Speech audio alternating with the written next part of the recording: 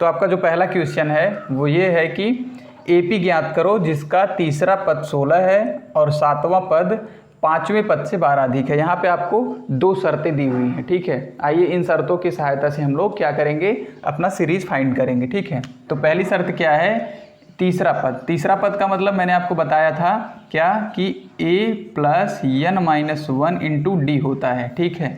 तो इसमें जब आप n की वैल्यू 3 रखेंगे, a plus 3 minus 1 into D रखेंगे तो क्या हो जाएगा, a प्लस 2d हो जाएगा। तो कभी भी आप इतना काम नहीं करेंगे, तीसरा पद कहे रहेगा तो a प्लस 2d, चौथा कहे रहेगा तो a प्लस 3d, एक घटा करके सीधा लिख देंगे, ठीक है। तो हमारी जो पहली शर्त है वो क्या है कि a प्लस 2d जो है इक्वल टू 16 है, ठीक है। ये मान लीजिए आपका इक्वेशन नंबर फर्स्ट हो गया, ठीक है। अब दूसरा शर्त क्या बोला है कि सातवां पद जो है आपका वो पाँचवें से 12 अधिक है। सातवां पद उसी तरीके जैसे मैंने बताया था, सातवां पद मतलब a plus 6d is equal to ये पाँचवें पद से, ठीक है। पाँचवां पद मतलब a प्लस 4d, ठीक है। a प्लस 4d कितना अधिक है, 12 अधिक है। इस इक्वेशन को सॉल्व कर लीजिए, क्या हो जाएगा यहाँ पे a क्या होगा, खत्म हो जाएगा क्योंकि सेम है तो इधर आकर के घट जाएगा। अब ये हो जाएगा 6d minus 4d is equal to 12, 2d is equal to 12, d is equal to 12/2 करेंगे आप लोग तो यहाँ आपकी वैल्यू कितनी आ जाएगी, 6। आपको d की वैल्यू पता चल गई। इस 6 मान को, d के 6 मान को हम उठा करके समीकरण 1 में जब रखेंगे तो हो जाएगा हमारा a प्लस 2 गुणे 6 बराबर 16, ठीक है। तो a क्या हो जाएगा इक्वल टू 16 माइनस 12, घट करके क्या आ जाएगा, जब आप लोग 16 में से 12 घटाएंगे तो a की वैल्यू कितनी आ जाएगी, 4, ठीक है। अब अगर आपको a की वैल्यू और d की वैल्यू पता चल जाए तो क्या आप लोग सीरीज नहीं लिख सकते हैं, लिख सकते हैं। कैसे लिखेंगे, पहला पद होता है a, दूसरा a प्लस d, तीसरा a plus 2d, a plus 3d, ठीक है। इस तरीके से आप लोग बढ़ाते जाएंगे। तो a आपका क्या आया है, 4 आया है, ठीक है, कामा। दूसरा क्या होगा, इसमें 4 में 6 जोड़ देंगे तो 10 हो जाएगा, ठीक है, कामा। अब इसमें क्या करना है, 6 नहीं जोड़ना है, 2 बार 6 जोड़ना है, ठीक है। तो 4 में 6 दूना 12 कितना हो जाएगा, 16 हो जाएगा, ठीक है। देखिए यहाँ पे इसी सीक्वेंस में चलेगा, यहाँ पे 4 6 10, 10 6 16, अगला क्या आ जाएगा, ये 22 आ जाएगा, ठीक है। जब आप वैल्यू रखेंगे तो 22 आ जाएगा। अब और बढ़ाना चाहेंगे तो 28 डॉट डॉट डॉट, ये आपकी सीरीज फाइंड हो जाएगी, ये आपका हो जाएगा आंसर, ठीक है। इस तरीके से आप लोग करेंगे, आप लोग नोट कर लीजिए। फिर चलते हैं क्वेश्चन नंबर 17 की तरफ, ठीक है।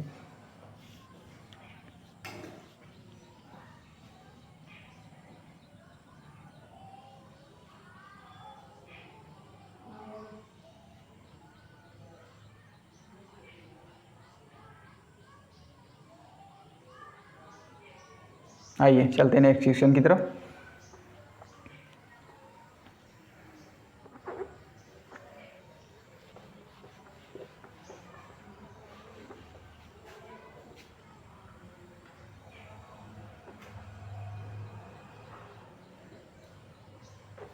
ठीक है, देखिए आपका जो क्वेश्चन नंबर 17 है, यहाँ पे क्वेश्चन नंबर 17 मैंने यहाँ पे नोट किया हुआ है।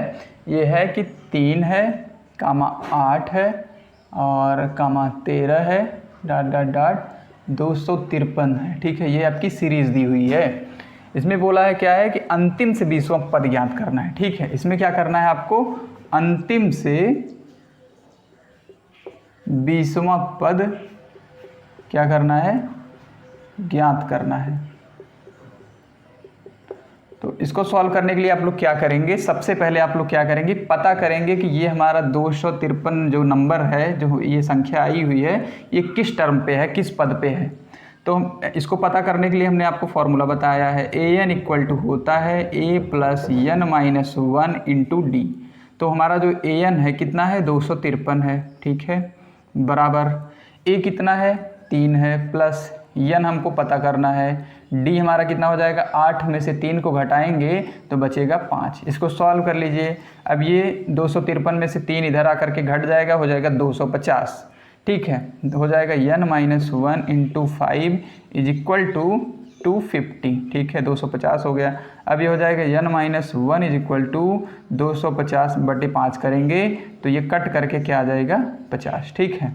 अब n इज इक्वल टू क्या आ जाएगा आपका, 50 में ये -1 उधर जा करके +1 हो जाएगा और पता चल जाएगा कि हमारा जो 51वां पद है, 51वां पद है वो 253 है, ठीक है।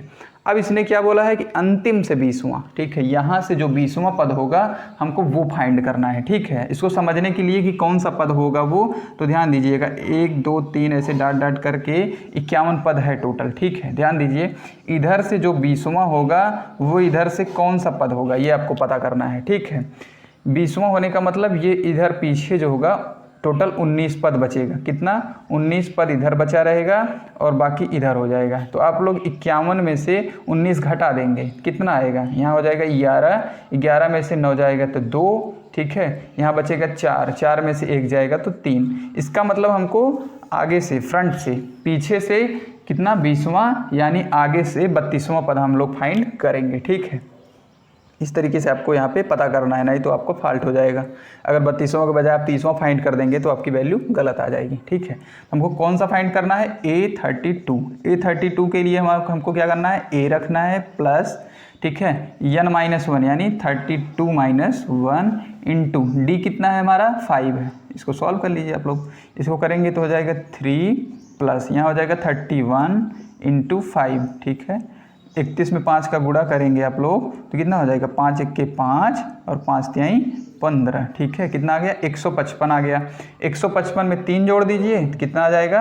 158 जो होगा ये हमारा अंतिम से 20वां पद होगा और यही आपका क्या हो जाएगा? आंसर, ठीक है। इस तरीके से आप लोग बहुत प्रॉपर वे में समझिए और इसको सॉल्व करिए, ठीक है। चलते हैं नेक्स्ट क्वेश्चन की तरफ। नेक्स्ट क्वेश्चन मैं यहीं सॉल्व कर देता हूँ। तीसरा क्वेश्चन मैं यहाँ पे सॉल्व करता हूँ। यहाँ पे तीसरा क्वेश्चन आपका 18 नंबर क्वेश्चन है, आप लोग देख लीजिएगा अपने बुक से। बोला है कि एपी के चौथे पद और 8वें पद जो हैं 24 हैं, ठीक है। मैंने आपको क्या बताया था कि जब बोलेगा चौथा पद तो a+3d लिखेंगे। क्या लिखेंगे? a+3d लिखेंगे। और 8वां पद बोलेगा तो a+7d लिखेंगे। इन दोनों का योग क्या बोला है उसने? 24 है, ठीक है। तो मैंने बना दिया। अब इसको जोड़ दीजिए, आपको हो जाएगा 2a + 10d, ठीक है। a मिल के 2a और 3d और 7d मिल करके 10d = 24 हो जाएगा, ठीक है।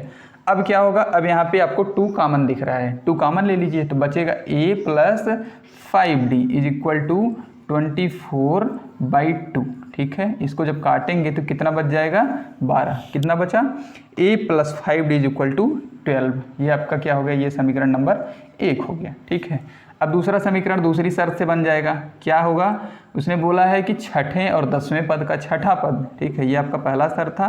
दूसरा शर्त क्या है कि छठा पद a + 5d + a + 9d = 24, ठीक है।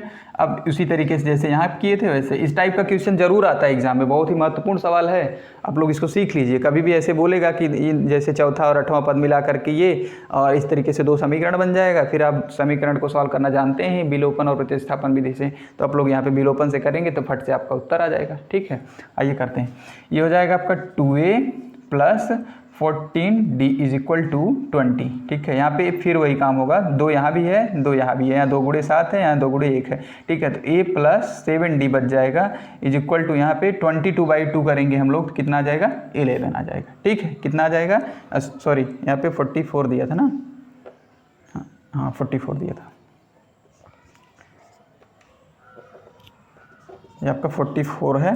तो जब 44 को 2 से डिवाइड करेंगे तो अब जा करके 22 आ जाएगा। ये आपका समीकरण नंबर 2 बन गया। अब समीकरण 1 और 2 को जब हम लोग सॉल्व करेंगे, यहाँ पे मैं सॉल्व कर रहा हूँ। a + 7d = 22 दिया है, ये समीकरण 2 है। समीकरण 2 में से 1 को मैं घटाने जा रहा हूँ। a + 5d = 12 है, ठीक है। जब इसको सॉल्व करेंगे आप लोग, जो यहाँ पे पॉजिटिव होता है उसको नेगेटिव बनाते हैं और जो नेगेटिव होता है उसको पॉजिटिव। तो ये हमारा हो गया +1 - 1 खत्म। यहाँ बचा प्लस का 7 माइनस का 5, तो कितना बचेगा? 2d = आप 22 में से जब 12 घटाएंगे तो कितना बचेगा? 10, ठीक है। 22 में से 12 घटाएंगे तो 10 बचेगा। तो यहाँ हो जाएगा आपका 2d = 10, तो d = 5 निकल के आ गया। d = 5 निकल करके आ गया, ठीक है। यहाँ नीचे आपको देखने में प्रॉब्लम होगी, इसलिए मैं यहाँ पे सॉल्व कर रहा हूँ, ठीक है। इसलिए इसके आगे का मैं लेफ्ट साइड में लिखने वाला हूँ।